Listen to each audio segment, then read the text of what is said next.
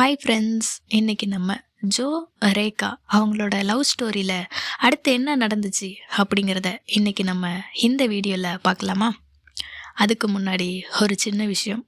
ஊர் எங்கே பார்த்தாலுமே மழை, பயங்கர குளிர், எங்கேயுமே சரியான குளிர். ஸோ எல்லாருமே சேஃபாக இருங்க, எப்போவுமே சுடு தண்ணியை குடிங்க. இன்னும் கொஞ்ச நாளைக்கு இந்த குளிர்காலம் முடிகிற வரைக்கும் உங்கள் உடம்ப கொஞ்சம் நல்லா பார்த்துக்கோங்க. எனக்குமே அப்படி தான் இருக்குது. காலையில் எழுந்ததுமே சளி பிடிச்சிக்குது. இந்த ஸ்டோரியை பேசுகிறதுக்காக, இந்த வாய்ஸை எடுக்கிறதுக்காக கொஞ்சம் கஷ்டப்பட வேண்டியது இருக்குது. சுடு தண்ணி குடிச்சிட்டு ஒரு சுக்கு காஃபியெல்லாம் போட்டு குடிச்சிட்டு தான் இந்த ஸ்டோரி சொல்கிறதுக்கு ரெடியாக வர்றேன். ஸோ வாய்ஸ் கொஞ்சம் முன்ன பின்ன அப்படி இருக்கும், அட்ஜஸ்ட் பண்ணிக்கோங்க. ஒரு ஃப்ளோவில் அது ஆட்டோமேட்டிக்காக சரியாயிரும். ஓகேவா? சரி, இப்போ நம்ம ஸ்டோரிக்குள்ளே போகலாமா? எனக்கு எங்கள் வீட்டில் இவ்வளோ சீக்கிரம் மேரேஜ் அலையன்ஸ் பார்ப்பாங்க அப்படின்னு நான் எதிர்பார்க்கவே இல்லை. சடனாக ஒரு கால் வந்து என்ன அப்படி மாற்றிட்டு, எனக்கு இதை ரேகா கிட்ட எப்படி சொல்கிறது, அவள் இதை எப்படி எடுத்துப்பா, அவளை எப்படி கன்வின்ஸ் பண்ணுறது, வீட்டில் எப்படி இந்த விஷயத்தை ஹேண்டில் பண்ணுறதுன்னு எதுவுமே தெரியலை. பட் இதுவே ரொம்ப லேட்டு.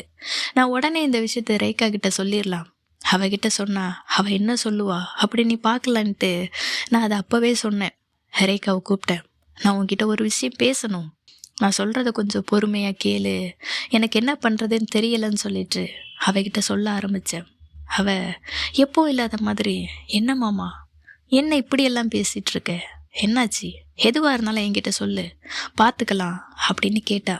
நானும் சொன்னேன், இப்போ தான் வீட்டில் அப்பா கால் பண்ணாங்க, எனக்கு அலையன்ஸ் பார்க்குறாங்களாம், மாப்பிள்ளையெல்லாம் ஃபிக்ஸ் பண்ணிட்டாங்க அப்படின்னு தான் நினைக்கிறேன், அவங்க பேச்சில் அப்படி தான் தெரியுது, எனக்கு என்ன பண்ணுறதுன்னே தெரியல ரேகா அப்படின்னு சொன்னேன். நான் அப்படி சொன்னதும் அவளோட ஃபேஸு அப்படியே டல்லாயிருச்சு. கொஞ்ச நேரம் அப்படியே அமைதியாக இருந்தா. அதுக்கப்புறம் அவளே சொன்னா, இந்த விஷயத்த இதுக்கப்புறமும் நம்ம பார்த்துக்கலான்னு சொல்லி விட முடியாது. இப்போ உடனே நீ உன்னோட வீட்டில் பேசு, நம்ம இங்கே எந்த மாதிரியான ஒரு லைஃப்பை வாழ்ந்துட்டுருக்கோம் அதை வீட்டில் சொல்லு, அவங்கள கன்வின்ஸ் பண்ணு. நம்ம லேட் பண்ணால் நம்ம விஷயத்தில் இன்னும் என்னெல்லாம் நடக்கும் அப்படின்னு தெரியாது. எனக்கு பயமாக இருக்குது, உன்னை என்கிட்ட இருந்து பிரிச்சிருவாங்களோ அப்படின்னு சொல்லிட்டு எனக்கு ரொம்பவே பயமாக இருக்குது.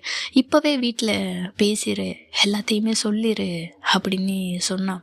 எனக்குமே ரேகா சொன்னது சரின்னு பட்டுச்சு.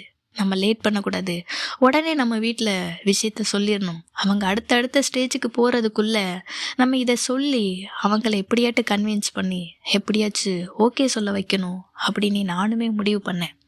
உடனே என்னோட அப்பாவுக்கு கால் பண்ணேன். அப்பா கிட்ட சொன்னேன், அப்பா, எனக்கு இப்போ இந்த மேரேஜ் பிடிக்கல, எனக்கு மேரேஜ் பண்ணுற ஐடியா இல்லை, என்ன இன்னும் கொஞ்ச நாளைக்கு அப்படியே விட்டுருங்க, எனக்கு இந்த கல்யாணத்தில் சுத்தமாக விருப்பமே இல்லை அப்படின்னு சொன்னேன். என் அப்பா நான் சொன்ன எதையுமே கேட்கல. நீ வீட்டுக்கு வாடா, நம்ம பார்த்துக்கலாம், நம்ம பேசிக்கலாம், நீ முதல்ல வீட்டுக்கு வா அப்படின்னு சொன்னாங்க.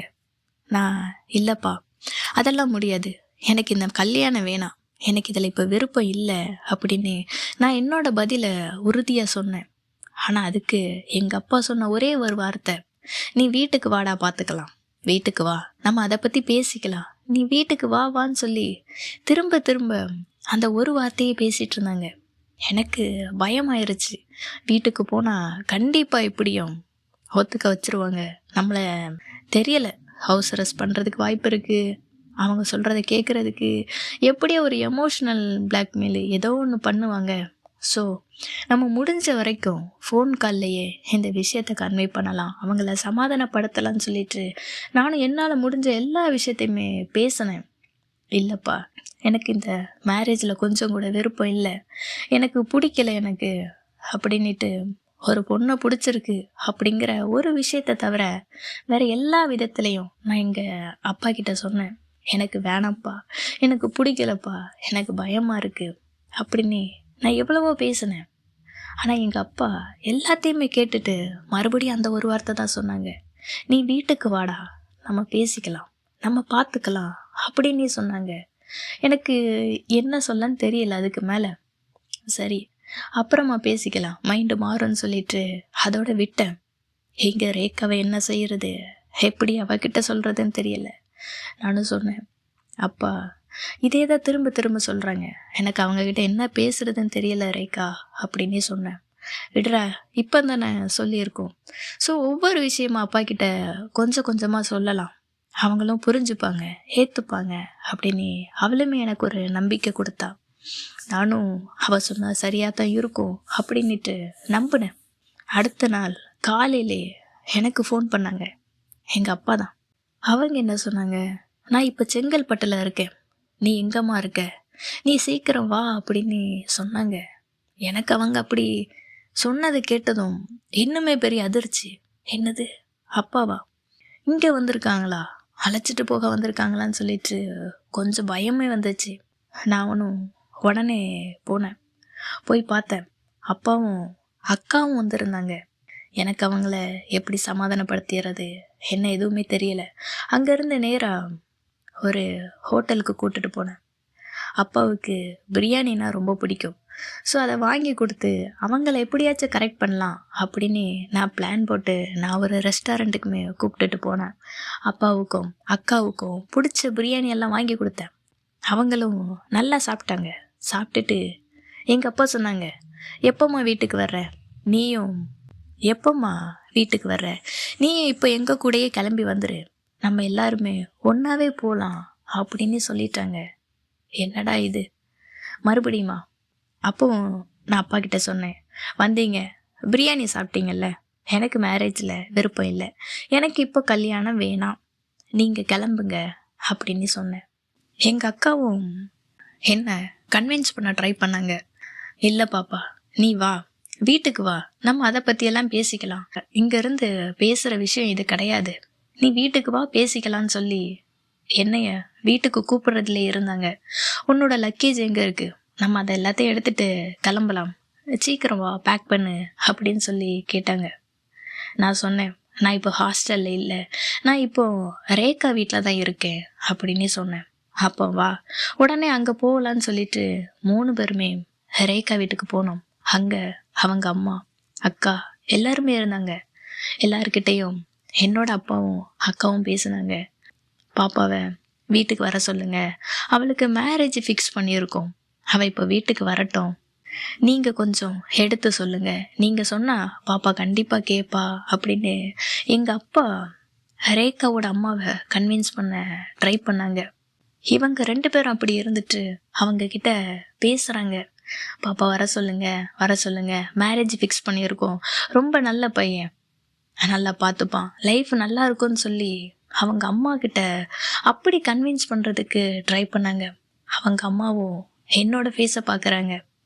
ஜோ, அப்பா அம்மா கண்டிப்பாக நல்லதுக்கு தான் சொல்லுவாங்க, நீ ஒரு டைம் வீட்டுக்கு போ, போய் பாரு, போய் பேசு, என்ன ஏதுன்னு தெரிஞ்சுக்கோ அப்படின்னு சொல்லி அவங்க அம்மா என்கிட்ட அப்படி பேச எனக்கு என்ன சொல்ல அப்படின்னு தெரியல. நான் அப்போவும் ரேகாவோட ஃபேஸை பார்த்தேன். அவள் ஃபேஸு அப்படியே சோகமாயிருச்சு. இங்கே என்ன நடக்குது, இவளை என்ன எப்படியாச்சும் கூப்பிட்டுட்டு போயிடுவாங்களோ, அழைச்சிட்டு போயிடுவாங்களோ அப்படிங்கிற பயம் அவள் ஃபேஸில் அப்படி நல்லா தெரிஞ்சுது. எனக்கு அந்த சுச்சுவேஷனில் என்ன பண்ணுறது எதுவுமே தெரியலை. நானும் என் பங்குக்கு என்ன சொல்ல முடியுமோ எவ்வளோ ட்ரை பண்ணுறேன். இல்லை இப்போ வேணாம் வேணாம், எனக்கு இன்ட்ரெஸ்ட் இல்லை, என்னை கொஞ்ச நாளைக்கு இப்படியே விடுங்க அப்படின்னு நான் ஒரு பக்கம் சொல்கிறேன். என் வார்த்தையெல்லாம் அவங்க கேட்குறதாவே இல்லை. எங்கள் அப்பாவோட ஃபுல் ஃபோக்கஸ் ரேகா அம்மாவை கன்வின்ஸ் பண்ணுறது. அவங்க சொன்னால் நான் இங்கேருந்து வந்துடுவேன், அவங்க எப்படி அனுப்பி வைப்பாங்க அப்படிங்கிறதுக்காக அப்பாவும் அக்காவும் அவ்வளோ பேசுனாங்க. இவங்க பேசினதை பார்த்து அவங்களே மனசு இறங்கி, ஒரு டைமு அவங்க பேச்சு கேளு, வீட்டுக்கு போ, என்ன நீ பார்த்துட்டு வான்னு சொல்லி அவங்க சொல்லிட்டாங்க. நான் அவங்க வீட்டில் தான் இருக்கேன். அவங்க அப்படி சொன்னதுக்கப்புறம் நான் என்ன பண்ணுறது, நானும் சரி கிளம்புறேன் அப்படின்னு சொன்னேன். என்னோடய ட்ரெஸ்ஸு கொஞ்சம் எடுக்கிறதுக்காக ரூமுக்கு போனேன். அப்போது ரேகாவும் என் பின்னாடியே வந்தா. மாமா நீ போறியா, நீ போகாத, நீ போன அங்கே என்ன நடக்கும் அப்படின்னு தெரியல, நீ திரும்பி வருவியான்னு கூட எனக்கு தெரியல, எனக்கு ரொம்ப பயமாக இருக்கு மாமா, நீ போகாத, நீ போகாதன்னு சொல்லிட்டு அப்படி அழுகவே ஆரம்பிச்சிட்டான். நானும் சொன்னேன் ரேகா கிட்ட, இல்லை இப்போ ஜஸ்ட்டு போகத்தானே போகிறேன், பார்க்குறேன், பேசுகிறேன், எல்லாருக்கிட்டேயுமே சொல்கிறேன். எனக்கு விருப்பம் இல்லை, வேணும்னா உன்னைய பிடிச்சிருக்குன்னு சொல்லவா? அப்போ என்னை விட்டுருவாங்க தானே. இனி நான் அதைத்தான் பண்ண போகிறேன், எல்லாருக்கிட்டேயும் நான் பேச போகிறேன் அப்படின்னு சொன்னேன். இல்லை மாமா, எனக்கு என்னவோ பயமாக இருக்குது. நீ இங்கேருந்து போனாலே திரும்ப வருவியா அப்படின்னு எனக்கு தெரியல. எனக்கு இன்னும் பயம் அதிகமாயிட்டே இருக்கு மாமா. தயவு செஞ்சு நீ இங்கேருந்து மட்டும் போகாத அப்படின்னு சொன்னான். அழுக ஆரம்பிச்சிட்டான். அழுதா. எனக்கு என்ன பண்ணன்னு தெரியல. ரேகா, அழுகாதடி, இப்போ எதுவுமே நடக்கலை. நான் ஜஸ்ட்டு போகிறேன், வீட்டில் எல்லாருக்கிட்டேயும் சொல்கிறேன், பேசுகிறேன், அதோட அப்படியே இங்கே கிளம்பி வந்துடுறேன், ஓகேவா? ஒரு டைம் நேரில் தான் போய் பேசி பார்க்குறேனே, சரி பண்ணுறேன், என்னை நம்பு, நான் கண்டிப்பாக திரும்பி வருவேன். நீ இல்லாத ஒரு லைஃப் எனக்கு கிடையாது. நம்ம 2 பேரும் தான் ஒரு அழகான வாழ்க்கை வாழ போகிறோம், அதுவும் இந்த சென்னையில். நான் கண்டிப்பாக உன்னை தேடி உனக்காக திரும்ப வருவேன் அப்படின்னு சொல்லிட்டு அங்கேருந்து கிளம்புனேன். எல்லோரும் முன்னாடியும் அவங்க அம்மாவுக்கு எல்லாருக்குமே டாட்டா சொல்லிட்டு நானும் கிளம்புனேன். ரேகா அப்போவும் அழுதா. எல்லாரும் இருக்காங்க, எதுவும் சொல்ல முடியல. அழுதா. போகாத போகாத அப்படின்ட்டு சொல்லிக்கிட்டேன். நானும் கண்டிப்பாக திரும்பி வருவேன் கண்டிப்பாக வருவேன்னு சொல்லிட்டு அங்கேருந்து கிளம்பி போனேன். அங்கேருந்து போனால் வீட்டில் சொந்தக்காரங்க எல்லாருமே இருந்தாங்க. என்னை அப்படியே வீட்டுக்குள்ளே அடைச்சி வச்சாங்க. என்னை கன்வின்ஸ் பண்ணுறதுக்கு ரொம்ப ட்ரை பண்ணாங்க. நானும் யார் என்ன சொன்னாலும் என்னால் முடியாதுன்னா முடியாது அந்த ஒரு வார்த்தையை திருப்ப சொன்னேன். வீட்டில் எல்லாமே வேகமாக அரேஞ்ச் பண்ணாங்க, வேகமாக நடந்துச்சு. அப்போதான் சடனாக என்னோட மாமா பையன் ஒரு பையனை அழைச்சிட்டு வந்து, இவன் நல்ல பையன், கல்யாணம் பண்ணி கொடுக்கலாம், நல்ல வசதியான பையன், நல்ல செட்டில்டு ஃபேமிலின்னு சொல்லிட்டு ஒரு பையனை சடனாக முடிவு பண்ணாங்க. என் வீட்லேயும் அவங்க சொன்னதுமே எல்லாருமே ஓகே சொன்னாங்க. எனக்கு சரியான பயம். என்ன எல்லாரும் எனக்கு அகெயின்ஸ்டாக நடந்துக்கிறாங்க, நான் என்ன பண்ணுறது அப்படின்னு ரொம்பவே பயமாக இருந்துச்சு. எல்லாமே டக்குன்னு வேகமாக நடந்துச்சு. இதுதான் பொண்ணு, உங்களுக்கு பிடிச்சிருக்குல்ல அப்படின்ட்டு அவங்கக்கிட்டையுமே கேட்டுட்டு உடனே ஒரு என்கேஜ்மெண்ட்டையுமே முடிவு பண்ணாங்க. என்னை எங்கேயுமே போக விடலை, என் பேச்சை யாருமே கேட்கல. நானும் சொல்கிறேன், எனக்கு மேரேஜ் வேணாம், எனக்கு இப்போ விருப்பம் இல்லைன்னா விட்டுருங்களேன், ஏன் என்னை ஃபோர்ஸ் பண்ணுறீங்க, எதுக்காக இப்படியெல்லாம் பண்ணுறீங்கன்னு சொல்லிட்டு அவ்வளோ கத்துனேன், அவ்வளோ கதறினேன். எப்போவுமே என் அப்பா நான் சொன்ன எல்லாத்துக்குமே ஓகே சொல்லுவாங்க, ஆனால் இந்த ஒரு விஷயத்தில் மட்டும் என் பேச்சை கேட்கவே இல்லை. எவ்வளோ அழுதேன், கதறினேன், ட்ரை பண்ணேன். ஆனாலும் எதுக்குமே அவங்க எதையுமே அவங்க கண்டுக்கல. அவங்க வேலை என்னது, என்கேஜ்மெண்ட்டுக்கு என்னென்ன வேலைலாம் செய்யணுமோ அது எல்லாத்தையுமே ரெடி பண்ண ஆரம்பித்தாங்க எல்லாருமே. எனக்கு அதுக்கு மேலே என்ன பண்ணுறது அப்படின்னு தெரியல. வீட்டில் ஓரளவு பேசினேன், என் பேச்சை யாருமே கேட்கல. அதுக்கப்புறம் எனக்கு இன்னொரு விஷயம் தோணுச்சு. எனக்கு ஒரு மாப்பிள்ளை பார்த்துருந்தாங்கல்ல, அந்த பையன்கிட்ட பேசி பார்க்கலாம், அவன் மூலம் ஏதாச்சும் நமக்கு யூஸ்ஃபுல்லாக இருக்குமா, இந்த மேரேஜை அவங்கக்கிட்ட சொல்லி கேன்சல் பண்ண சொல்லலான்னு சொல்லிட்டு நான் அவங்கக்கிட்ட பேசுகிறதுக்கும் ட்ரை பண்ணேன். ஃபோன் நம்பரும் அப்பா ஃபோனில் இருந்து எடுத்து பேசினேன் அவங்கக்கிட்டேயும். நான் ஜோ பேசுகிறேன், எனக்கு இந்த கல்யாணத்தில் விருப்பம் இல்லை, நான் சென்னையில் என்னோடய ஃப்ரெண்டு கூட அங்கே தான் வேலை பார்க்கணும், அங்கே தான் இருக்கணும்னு எனக்கு ஆசையுமே. ஸோ புரிஞ்சுப்பீங்கன்னு நினைக்கிறேன். என் வீட்டில் நான் எவ்வளவோ சொல்லி பார்த்தேன், யாருமே என்னோடய முடிவை ஏற்றுக்கல. ஸோ உங்ககிட்ட சொல்கிறேன், ப்ளீஸ் கொஞ்சம் இந்த மேரேஜை நிறுத்த முடியுமா, எனக்கு இந்த ஒரு ஹெல்ப்பை பண்ண முடியுமா அப்படின்னு சொல்லி அவர்கிட்ட கேட்டேன். அதுக்கு அந்த ஆள் என்ன சொன்னார் தெரியுமா, ஒன்றும் பிரச்சனை இல்லை, கல்யாணம் பண்ணிக்கோ, உனக்கு உன் ஃப்ரெண்டு கூட இருக்கணும் அதுதானே ஆசை, அதெல்லாம் ஒரு பிரச்சனையும் இல்லை, நீ இங்கே உன் ஃப்ரெண்டையும் கூட்டிட்டு இங்கேயே இருக்கலாம் அப்படின்னு சொன்னார். எனக்கு என்னடா இவன் சரியான கேனைனா இருப்பான் போல, நம்ம என்ன சொல்ல வர்றோம், இந்த ஆளுக்கு புரியுதா இல்லையா அப்படின்ட்டு மறுபடியும் சொன்னேன். நான் என்ன சொல்கிறேன்னா, எனக்கு இந்த கல்யாணத்திலே விருப்பம் இல்லை, எனக்கு இப்போதைக்கு என் ஃப்ரெண்டு கூட இருக்கணும், அது மட்டும்தான். நீங்கள் என்ன சொல்கிறீங்க, மேரேஜ் பண்ணிக்கோன்னு சொல்கிறீங்க, அப்படின்னுட்டு மறுபடியும் நான் கேட்டேன். அப்பவும் அவர், உங்களுக்கு உங்கள் ஃப்ரெண்டு கூட இருக்கணும் அவ்வளோதானே, என்னைய கல்யாணம் பண்ணிக்கோங்க, உங்கள் ஃப்ரெண்டையும் இங்கே கூட்டு வச்சுக்கலாம், நீங்கள் அவங்க கூடயும் இருந்த மாதிரி இருக்கும், உங்கள் வீட்டில் உங்கள் அப்பா பேச்சையும் கேட்ட மாதிரி இருக்கும், எனக்கு அதில் எந்த ஒரு பிரச்சனையும் கிடையாது அப்படின்னு அந்த கிறுக்கன் சொன்னான். எனக்கு அதுக்கு மேலே அந்த ஆளுக்கிட்ட என்ன பேசுறதுன்னு தெரியல. இவன் என்னடா இப்படி பேசுகிறான், இவங்கிட்ட பேசியும் எந்த ஒரு பிரோஜனமும் இல்லைன்னு சொல்லிட்டு நான் உடனே காலையுமே கட் பண்ணிட்டேன். அதுக்கப்புறம் இன்னுமே யோசித்தேன், இதிலிருந்து நம்ம தப்பிக்கணும்னா அதுக்கு ஒரே வழி வீட்டை விட்டு ஓடி போகிறது மட்டும்தான். அது எப்படி எப்படி இந்த வீட்டை விட்டு வெளியில் போகணும், இனி நம்ம அடுத்து அதை பற்றி தான் யோசிக்கணும், அதைத்தான் பிளான் பண்ணணும் அப்படின்ட்டு நான் யோசிக்க ஆரம்பித்தேன். இங்கேருந்து எப்படியாச்சும் எஸ்கேப் ஆனால் போதும் அப்படின்னு இருந்துச்சு. இதுக்கு மேலே இவங்க நம்ம சொல்கிறத கேட்க போகிறது கிடையாது, நம்மளை விட போகிறதும் கிடையாது. இங்கேருந்து நான் போனால் போதும் அப்படின்னு நான் முடிவு பண்ணேன். அடுத்த 2 நாளில் என்கேஜ்மெண்ட்டு, எல்லா வேலையும் முடிஞ்சது, மண்டபம் புக் பண்ணியாச்சு, எல்லாரையுமே அழைச்சாச்சு, எல்லாருக்கிட்டையுமே மேரேஜுன்னு சொல்லி எல்லாரையுமே வர வச்சாச்சு. வீட்டில் என்னை சுற்றி அவ்வளோ சொந்தக்காரங்க இருந்தாங்க. என்னால் எங்கேயுமே போகவே முடியலை. எனக்கு இன்னுமே பயம் எனக்குள்ளே அதிகமாகிக்கிட்டே இருந்துச்சு. என்ன பண்ணுறது, நீ என்ன பண்ண போகிற ஜோ, உனக்காக அங்கே ரேகா வெயிட் பண்ணிகிட்ருக்கா, அவளை நீ ஏமாற்ற போறியா?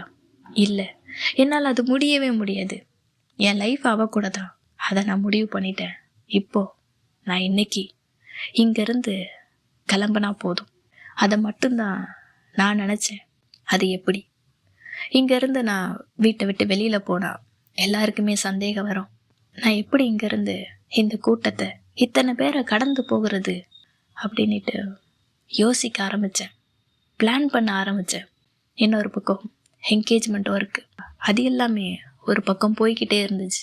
நான் ஒரு பக்கம் சாப்பிடாம தூங்காமல் யோசிச்சுக்கிட்டே இருந்தேன், இந்த வீட்டை விட்டு எப்படி வெளியில் போகிறது, ரேகாவை எப்படி பார்க்கறது, அங்கே அவள் எப்படி இருக்கா என்ன எதுவுமே தெரியலை, பேசவும் முடியலை. அங்கே இருந்த கூட்டத்தில் என்னால் அவகிட்ட தனியாக இருந்து 2 வார்த்தை கூட பேச முடியல. ஸோ நானே பிளான் பண்ணேன் இங்கேருந்து எப்படி போகலான்ட்டு. ஒரு பேக்கில் என்னோடய ட்ரெஸ்ஸு, என்னோடய திங்ஸ் எல்லாம் எடுத்து வச்சுக்கிட்டு எப்படி போகலான்னு யோசித்தேன். யார் கண்ணுக்கும் படாமல் ஃபஸ்ட்டு அங்கேருந்து வெளியில் வந்து பக்கத்தில் ஒரு கடை இருந்துச்சு, அந்த கடையில் என்னோடய பேக்கை கொடுத்துட்டு நான் அப்புறம் வந்து வாங்கிக்கிறேன் அப்படின்னு சொல்லிட்டு நான் மட்டும் வந்துட்டேன். அதுக்கப்புறம் நைட் ஆச்சு. இப்போ நம்ம யாருக்கும் தெரியாமல் வெளியில் போய் ஆகணும், இல்லை ஏதோ ஒரு ரீசன் சொல்லிட்டு போகணும் அப்படின்னு நானுமே பிளான் போட்டேன். அன்றைக்கி ஈவினிங்கு வீட்டில் சொன்னேன், நான் கடைக்கு போயிட்டு வரேன் அப்படின்னு சொன்னேன். அப்போ என்னன்னு தெரியல, என்னை நம்பினாங்க அத்தனை பேரும். கடைக்கு தானே போகிறா, அதுவும் பக்கத்தில் இது தான் இருக்குது, கையில் எதுவுமே எடுத்துக்காம தான் போகிறான்னு சொல்லிட்டு என்னை விட்டாங்க. நானும் உடனே அங்கேருந்து கிளம்புனேன், கடைக்கு வந்தேன். கடையில் ஆல்ரெடி என்னோடய லக்கேஜ் எல்லாம் கொடுத்துருக்கேன்ல, அதை வாங்கினேன். அதை வாங்கிக்கிட்டு அப்படியே பஸ் ஸ்டாண்ட் போனேன். அங்கேருந்து செங்கல்பட்டுக்கு பஸ் ஏறினேன். பஸ்ஸில் ஏறி அப்போ தான் நிம்மதியாக இருந்துச்சு. ஒரு வழியாக நம்ம இந்த வீட்டை விட்டு வந்துட்டோம், நம்ம ரேகாவை பார்க்க போகிறோம், அவளை தேடி போக போகிறோன்னு சொல்லிட்டு வந்தேன். நிம்மதியாக இருந்தேன் அப்படின்னுலாம் இல்லை. என்னை காணும்னா வீட்டில் என்ன பண்ணுவாங்க, அவங்க என்ன செய்ய போகிறாங்க, அடுத்த நாள் என்கேஜ்மெண்ட் வேறு, அது என்ன ஆக போகுது, எல்லாரும் முன்னாடியும் நம்ம அம்மா அப்பா அவமானப்பட்டு நிற்கணுமே, அது ஒரு பக்கம் கஷ்டமாக இருந்துச்சு. இது எல்லாத்தையும் விட எனக்கு என்னோட ரேகாவை யாருக்காகவும் விட்டு கொடுக்க முடியாது, அதில் நான் ரொம்ப உறுதியாக இருந்தேன். அப்போது என்னை தேடி ஃபீல் பண்ணக்கூடாது, நான் எங்கே போயிருக்கேன்னு நினச்சி கவலைப்படக்கூடாது. ஸோ அதுக்காக நான் என்னோட வீட்டில் ஒரு லெட்டருமே எழுதி வச்சுட்டு வந்தேன். எழுதினேன், அப்பா என்னை மன்னிச்சிருங்க, எனக்கு இந்த மேரேஜில் கொஞ்சம் கூட விருப்பம் இல்லை, நானும் பலமுறை உங்ககிட்ட சொல்லிட்டேன், எனக்கு இந்த கல்யாணத்தில் விருப்பம் இல்லை, இதை நிறுத்துங்க, இது எனக்கு வேணான்னு சொல்லி நானும் எவ்வளவோ சொன்னேன். நான் சொன்ன எதையுமே நீங்கள் கேட்கவே இல்லை. அதனால தான் நான் இன்னைக்கு இந்த ஒரு முடிவையுமே எடுத்திருக்கேன்.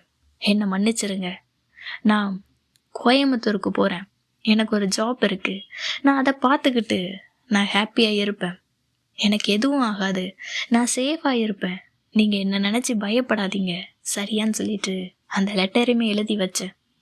அது ஏன் அந்த கோயம்புத்தூர் அப்படின்னு போட்டேன்னா, நான் சென்னைன்னு சொன்னால் நேராக ரேகா வீட்டுக்கு தான் வருவாங்க. அது ரேகாவுக்கு தான் பிரச்சனை. நான் எங்கே இருக்கேன்னு சொல்லி என்னை ஈஸியாக கண்டுபிடிச்சிருவாங்க. ஸோ அப்படி ஒரு லெட்டரை எழுதி வச்சுக்கிட்டு, என் கையில் ஃபோன் கிடையாது, ஃபோன் இருந்தால் அந்த சிம்மை வச்சு அதையும் கண்டுபிடிச்சிருவாங்க. ஸோ எல்லாத்தையுமே தூக்கி போட்டுட்டு கையில் ஒரு 4 ட்ரெஸ்ஸு, காசுன்னு கையில் ஒரு 7,000 இருந்துச்சு. அதை மட்டும் எடுத்துக்கிட்டு நான் பஸ் ஏறிட்டேன் என் ரேகாவை பார்க்குறதுக்காக. அதுக்கப்புறம் என்ன பண்ண போகிறேன், என்ன பிளானு எதுவுமே தெரியல.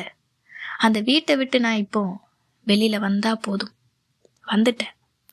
இதுக்கப்புறம் என்ன பண்ண போகிறேன், என்ன செய்ய போகிறேன், ரேகா கூட எப்படி இருக்க போகிறேன், இவங்க எல்லாரும் என்ன வாழ விட்டாங்களா அப்படிங்கிறத நான் அடுத்த எபிசோடில் உங்களுக்கு சொல்கிறேன். ஓகேவா? இப்போ நான் கிளம்புறேன். தேங்க்யூ.